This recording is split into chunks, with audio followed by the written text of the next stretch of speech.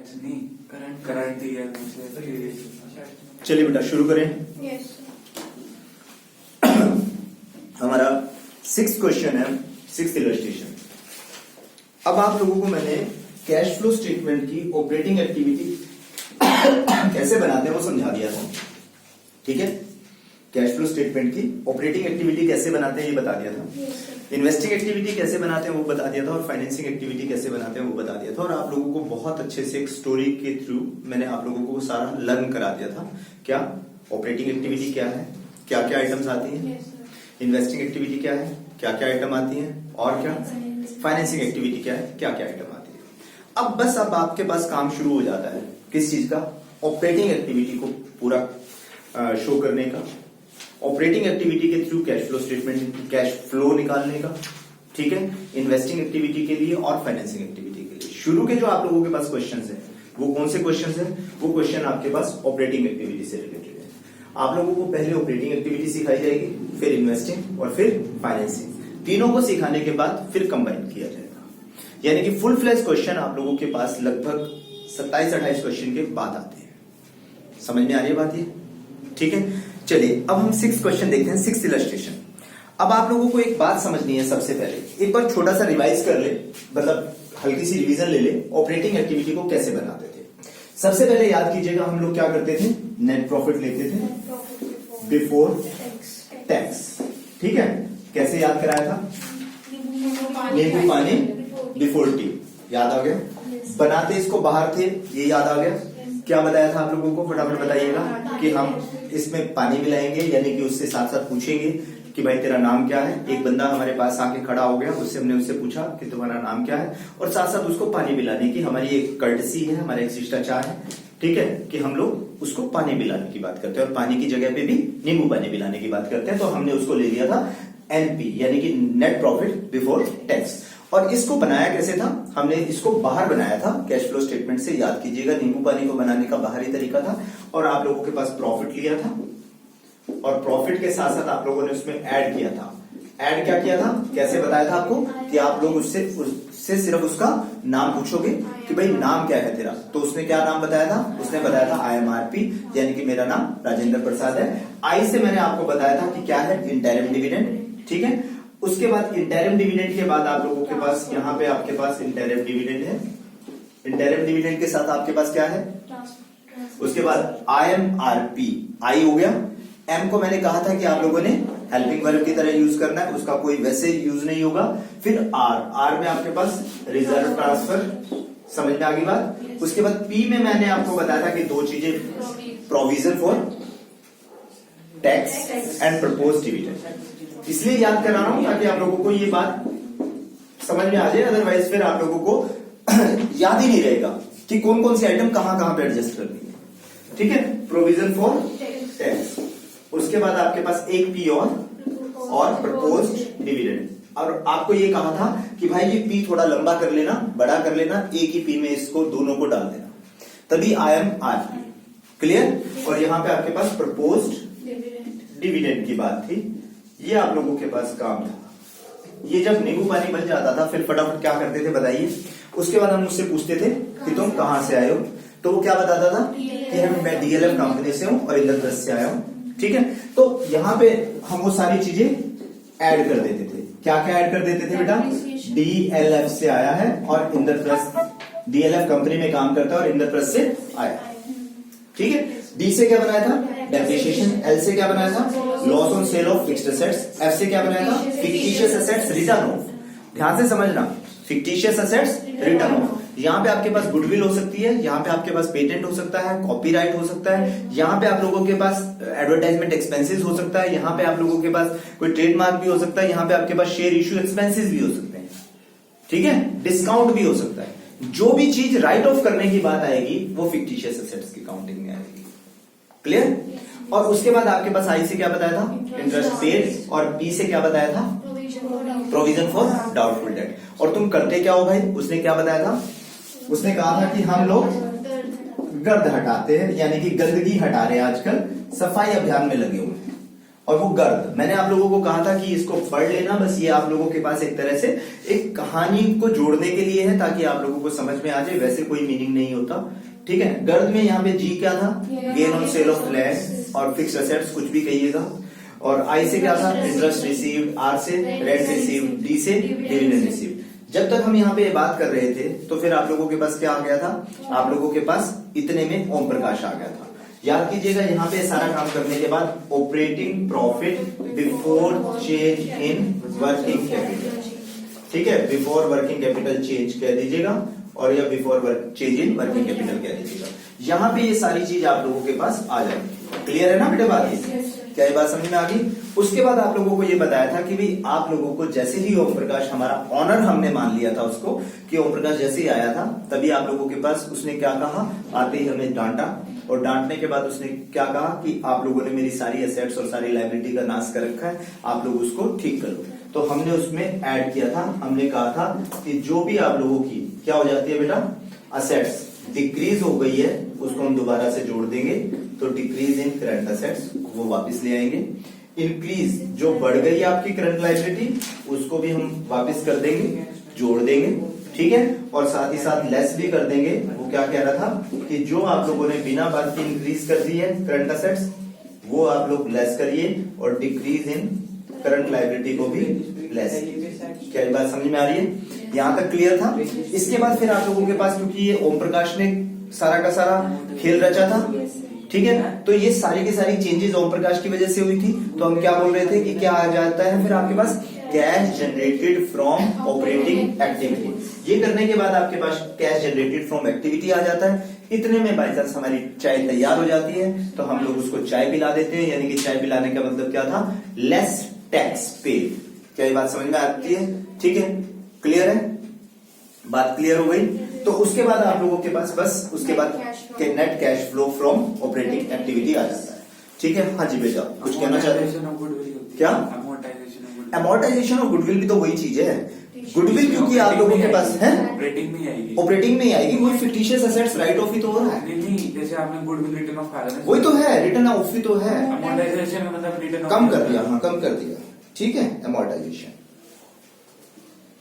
अब आप लोग यहां पे आइएगा, 6 क्वेश्चन के अंदर 6 इलस्ट्रेशन में देखिएगा कि आप लोग कहां हैं और किस तरह के आप लोगों के पास इंफॉर्मेशन प्रोवाइडेड है, उससे आप लोगों को क्या निकालने के बारे में कहा जाना है। ठीक है, फटाफट आप लोग देख लीजिएगा, बहुत आसान से क्वेश्चन है। 6th है, 7th है, 8th है, थोड़ा सा बस आप ध्यान देंगे तो आप लोग आराम से इसके 4-5 क्वेश्चन बहुत आराम से फटाफट आगे से आगे करते जाएंगे। अब 6th इलस्ट्रेशन में क्या कह रहा है, calculate cash from operating activity. क्या निकालना भाई, ऑपरेटिंग एक्टिविटी निकालनी है। ठीक है, cash flow from operating activity find out करनी है फ्रॉम द फॉलोइंग बैलेंसेस। बात याद रखना, बिना पूरी स्टेटमेंट पढ़े क्वेश्चन शुरू मत करना, ठीक है। कोई भी क्वेश्चन अकाउंट्स के अंदर एक खास बात बहुत इंपॉर्टेंट है कि आप लोग जब तक फुल स्टेटमेंट ना रीड कर लो तब तक क्वेश्चन की स्टार्टिंग मत करना। फुल क्वेश्चन को रीड करो, लास्ट की कुछ लाइनों के अंदर आप लोगों के पास क्वेश्चन कहां से स्टार्ट करना है वहां पे होती है बात। ठीक है, ये बात समझ में आ रही है? बनाना क्या है, लास्ट में लिखा होता है बहुत बार तो कई बार तो शुरू में भी लिखा हो जाता है, ठीक है, prepare this this this, clear. लेकिन ज्यादातर क्वेश्चंस में आप लोगों के पास लास्ट में होता है। अभी तो यहां पे शुरू में लिखा हुआ है कि आपने बनाना क्या है, क्या बनाना है, cash flow from operating activity. Items देखते हैं आपके पास क्या है, करंट असेट्स और करंट लायबिलिटी की ही आइटम गिवन है। करंट असेट्स में डेटर्स हैं, उसमें आपके पास 2018 और 2019 की 2 ईयर्स के आप लोगों को बैलेंसेस दिखा रखे हैं। और मैंने आप लोगों को जब चैप्टर शुरू कराया था तब मैंने आप लोगों को क्या बताया था कि कैश फ्लो स्टेटमेंट कैसे बनेगी, आपको 2 ईयर्स की क्या दे रखी होंगी, बैलेंस शीट दे रखी होगी, आपको अमाउंट दे रखा होगा, वही 2 ईयर्स का आ गया आपके पास। क्या ये बात समझ में आ रही है? ठीक है, डेटर्स हैं, बिल रिसीवेबल है, क्रेडिटर्स हैं, बिल्स पेबल है, आउटस्टैंडिंग एक्सपेंसेस हैं, प्रीपेड एक्सपेंसेस है, एक्लूड इनकम है और इनकम रिसीव्ड इन एडवांस। ये सारी की सारी आपके पास या तो करंट असेट्स हैं या फिर करंट लायबिलिटीज हैं। और नीचे एक लाइन लिखी हुई है, ध्यान से देखो, नीचे इसके नीचे एक भी लाइन अगर आपने छोड़ दी, एक भी काम आपने छोड़ दिया और आप लोगों ने पेज पलट लिया था फटाफट कि सर आगे होगा कुछ ना कुछ होगा, नीचे वाली लाइन छोड़ रहे हो आप, छोड़ना नहीं है। ये तो अगर आपने स्किप करके आगे बढ़ गए तो फिर तो काम ही खराब हो जाएगा। अब कीजिएगा, यहाँ पे क्या कहता है, operating profit before working capital change was 1 lakh rupees. क्या कह रहा है, कहां पे है, खड़े कहां पे है, operating profit before change in working capital कब आता है, आप अपनी ऑपरेटिंग एक्टिविटी में याद कीजिए कब आता है, बिल्कुल जब आप लोगों के पास डीएलएफ आईपी ऐड हो चुका था, जब आप लोगों के पास जीआईआरडी माइनस हो चुका था, तब आपके पास जो आइटम बची थी वो आया था। क्या ये बात समझ में आई है? इसीलिए मैंने आप लोगों को फॉर्मेट रिवाइज कराया है। ये तो क्या ये बात क्लियर हुई? तो आप लोग शुरू कहां से करेंगे, आप लोगों के पास जो cash flow from operating activity बनानी है वो सिर्फ इतना सा तो काम रह गया आपके पास। ऊपर का काम तो आपका पहले से हुआ पड़ा है, ऊपर का काम आप लोगों का पहले से हुआ पड़ा है और उसके अंदर बस आप लोगों को 1 लाख रुपीज आप लोगों को गिवन है। क्या ये बात समझ में आ गई? तो आप लोग नेट प्रॉफिट से काम शुरू नहीं करेंगे, कभी आप नेट प्रॉफिट से ढूंढना शुरू कर दो। मेरी बात समझ में आई है नहीं आई है? ठीक है, तो चलिए अब आप लोगों के पास क्या है, कहां से काम शुरू करेंगे, ऊपर जरूर लिखेंगे, क्या लिखेंगे, कैश फ्लो फ्रॉम, एक बार लिख दीजिएगा, फ्रॉम ऑपरेटिंग एक्टिविटी। समझ में आ रही है बात? ये यहां पे आप लोगों के पास एक लाइन, ठीक है, और एक लाइन यहां पे, पता है ना, फॉर्मेट का पता है, और ऊपर लिखना मत भूलना, क्या, कैश फ्लो स्टेटमेंट। क्या बात समझ में आ रही है? कैश फ्लो स्टेटमेंट वो जरूर लिख देना। अब उसके बाद आप लोगों के पास यहां पे बस था, क्या था बेटा, यहां पे अमाउंट का कॉलम था, ये अमाउंट हो जाएगा आपके पास, यहां पे लिख देना, ये भी अमाउंट है। क्लियर है? चलिए शुरू करते हैं, क्या है आपके पास बताइए, operating profit before change in working capital, कितना गिवन है, 1 लाख। ये तो यहां तक तो गिवन है, आधा क्वेश्चन तो आपके पास किया ही पड़ा है उसने। बाकी क्या हो जाता है, जब ओम प्रकाश आ जाता है वर्किंग कैपिटल चेंज से पहले, वो क्या कहता है, वो डांटता है, डांट के क्या करना है हमने, कुछ ऐड करना है, कुछ माइनस करना है। ऐड क्या करना है, ऐड हमने क्या क्या करना है, हमने डिक्रीज इन करंट असेट्स को ऐड करना है, पहली बात है ना। अब करंट असेट्स पढ़ते हैं इसमें कौन कौन सी, और करंट असेट्स की डिक्रीजिंग देखनी है कैसे हो रही है इसमें, ठीक है, हाँ कंपेयर करके, बिल्कुल करंट ईयर में से प्रीवियस ईयर को घटाना है, अगर माइनस में रिजल्ट आ जाए तो कम हो रहा है, अगर पॉजिटिव में रिजल्ट आ जाए तो ज्यादा हो रहा है, यानी कि करंट ईयर की वैल्यू कम हो तो घट रहा है। बात समझ में आई? क्या कह रहा हूं, करंट ईयर की वैल्यू कम हो तो घट रहा है, अगर करंट ईयर की वैल्यू ज्यादा हो तो बढ़ रहा है। देखते हैं, पहले तो आप करंट असेट्स देखिएगा, इसमें कौन कौन सी है, डेटर्स क्या है, करंट असेट्स है, वेरी गुड, 80,000 है, फिर कितना है, 60,000 है, घट रहा है, कितना घटा, सिर्फ वही लेना है, ठीक है। तो यहां पे आपके पास एक चीज तो आ गई, क्या आ गई, डेटर्स, लिख दो ना, कितने का, 20,000। क्लियर हो गया? ये बात समझ में आई? डिफरेंस ही लेके चलना है बस हमेशा। अगर आपके पास रिजल्ट ही गिवन हो, सॉरी रिजल्ट गिवन हो, क्या रिजल्ट गिवन हो कि डेटर्स की डिक्रीजिंग इतने की हो रही है, फिर तो आप डायरेक्ट लिख दोगे, लेकिन अगर आपके पास डायरेक्ट नहीं गिवन है तो माइनस करके लिख लो, ठीक है। उसके बाद अगली बात क्या कह रहा है, बिल रिसीवेबल। बिल रिसीवेबल भी आपकी करंट असेट्स है, लेकिन देखिएगा बढ़ रही है कि घट रही है, बढ़ रही है, तो अभी नहीं लिखेंगे, ठीक है, उसको नीचे करेंगे। बात समझ में आ रही है? क्लियर? आप लोग अगर लिखना चाहें तो लिख सकते हैं, क्या, कहां लिख सकते हैं, लेस करके, लेकिन हो सकता है कि आपके पास यहां पे 4 आइटम आ जाए तो फिर आपके पास स्पेस ना बचे, तो इसलिए इतना रिस्क मत लेना, ठीक है। अभी आप मार्क कर लें, क्रेडिटर्स आपके पास लाइबिलिटी की बात है, क्रेडिटर्स की बात भी अभी नहीं लेते, अभी आप सिर्फ असेट्स पे फोकस कीजिए। उसके बाद बिल पेबल लाइबिलिटी है, आउटस्टैंडिंग एक्सपेंसेस लाइबिलिटी है, प्रीपेड एक्सपेंसेस पे आइए। प्रीपेड एक्सपेंसेस क्या है, 1800 प्रीपेड एक्सपेंसेस। पहले तो ये बात देखिए, करंट असेट्स होती है ना, ये आइटम ढूंढनी है, पहले दिमाग में बिठा लो कि कौन सी करंट असेट्स है और कौन सी करंट लाइबिलिटी है। अब देखिए 1800 से 1600 हो गई, तो घटा या बढ़ा, घट गया, तो हमारा फोकस किस पे था, डिक्रीज पे तो था, तो यहां पे क्या लिखे, प्रीपेड एक्सपेंसेस, कितना भाई, 200। क्या ये बात समझ में आ गई? एक और बात देखते हैं, एक्रूड इनकम देखिए, 800 से 900 हो गई, ये तो बढ़ गया, है तो करंट असेट्स ही। उसके बाद क्या है, इनकम रिसीव्ड इन एडवांस, ये तो लायबिलिटी होती है। क्या ये बात समझ में आ रही है? अब लायबिलिटी की बात बाद में देखेंगे। अब यहां तक बस आपके पास असेट्स यही थी। आपने दो आइटम्स आई, दोनों को टिक कर लिया कि इनकी तो काम हो गया, ठीक है। अब इस पे फोकस नहीं करना, बात समझ में आ गई। अब उसके बाद क्या करना है, इंक्रीज इन करंट लायबिलिटी, उस पे आते हैं। इंक्रीज इन करंट लायबिलिटी पे आते हैं।